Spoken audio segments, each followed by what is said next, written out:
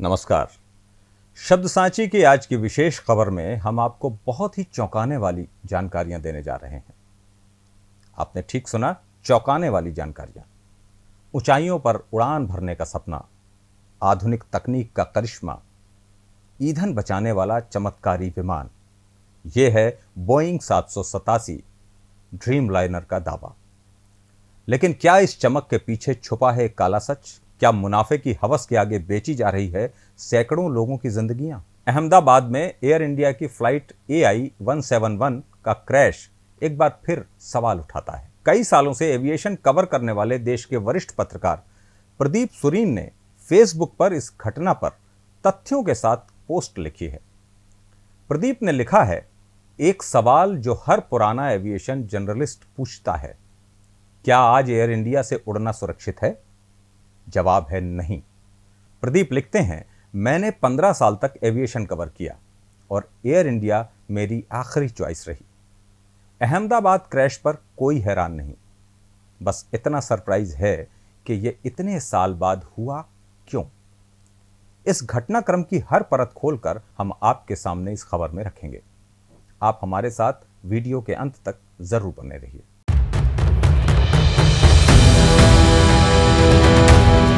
London जा रही air India की फ्लाइट AI-171, जिसमें थे 242 लोग, 230 यात्री और 12 क्रू मेंबर। टेक ऑफ के दौरान ही विमान रनवे से हटा, क्रैश हुआ। एक यात्री को छोड़कर सभी की मौत। लेकिन यह विमान था बोइंग 787 ड्रीम लाइनर, वही विमान जिसे दुनिया भर में बेचा जाता है अपनी अत्याधुनिक तकनीक और बेहतरीन ईंधन दक्षता के दावों के साथ। लेकिन क्या यह दक्षता आई है सुरक्षा से समझौता करके? बोइंग कंपनी की प्रचार मशीनरी लगातार यह बताती है कैसे यह विमान एयरलाइंस के जरिए पैसे बचाता है, ईंधन कम खर्च करता है, मुनाफा बढ़ाता है। लेकिन इसी ड्रीम विमान का इतिहास है बहुत ही डरावना। एक बार इस विमान की लिथियम आयन बैटरी में आग लग जाती है। जापान एयरलाइंस का जेट जलकर खाक हो जाता है। पूरी दुनिया में ड्रीम लाइनर्स पर उड़ान प्रतिबंध का शोर हो गया। आखिर क्यों? डिजाइन में खामी? बोइंग को मजबूरन बैटरी सिस्टम दोबारा बनाना पड़ा। और फिर आया 2024। बोइंग के ही एक engineer, whistle blower Sam Salehpour ने बोइंग के साउथ कैरोलिना प्लांट में उत्पादन गुणवत्ता पर आपत्ति उठाई थी। उनकी शिकायतों की FAA द्वारा जांच की गई और बोइंग को कुछ उत्पादन प्रक्रियाएं सुधारने के निर्देश भी दिए गए। लेकिन विमान उड़ते रहे। 2022 में लैटम एयरलाइंस का बोइंग 787 अचानक ऊंचाई गंवाता है और इसमें 50% लोग घायल हो जाते हैं।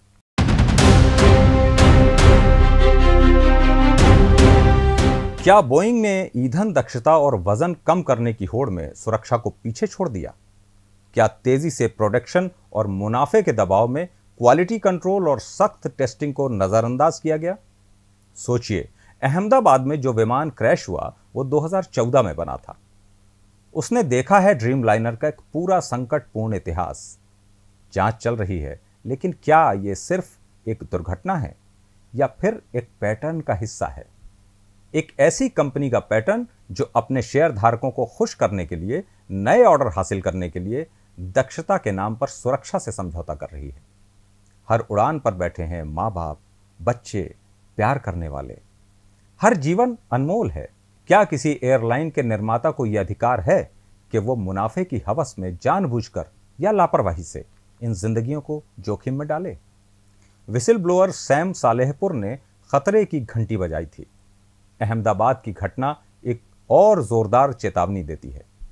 यह सिर्फ बोइंग या एयर इंडिया का मुद्दा नहीं है, यह पूरे विमानन उद्योग का सवाल है। सवाल मानवीय जीवन की कीमत का भी है। सवाल पारदर्शिता और जवाबदेही का भी है।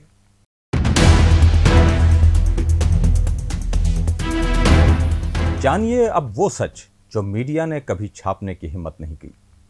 वरिष्ठ पत्रकार प्रदीप सुरीन ने अपनी पोस्ट में लिखा है कि एयर इंडिया की इंटरनल रिपोर्ट यह कबूल करती है, नए स्पेयर पार्ट्स खरीदने के लिए पैसे नहीं है।